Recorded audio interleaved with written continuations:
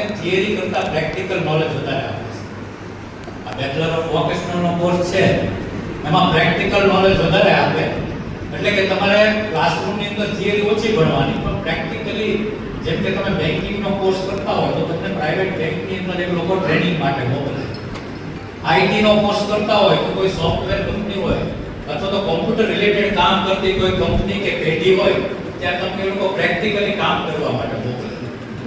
એ તમે જ્યારે કામ કરવા માટે જાઓ તો ઘણી સંસ્થાઓ, બેંક છે કે કંપની છે એ તમને સ્ટાઇપન્ડ પણ આપતી હોય છે. એટલે ઘણી વાર એવું પડે કે તમે જે કાંઈ ફી ભરો એ ખર્ચો એ સ્ટાઇપન્ડમાંથી નીકળી જાય. કારણ કે બીજા બધા કોર્સમાં શું હોય કે તમારે ક્લાસરૂમની અંદર જ થિયરી પ્રેક્ટિકલ ભણવાનું આવે. આ તો પ્રેક્ટિકલી બહાર તમારે જઈ અને કોઈ કંપનીમાં કે યુનિટમાં જઈને કામ કરવાનું હોય. એટલે આનો બેનિફિટ એ તમારું કામ જો સારું હોય તો ભવિષ્યમાં એ કંપની તમને એમ કે આ ભણીને હવે તું અહીંયા કન્ટિન્યુ તે કામ કરજો, હું તને પગાર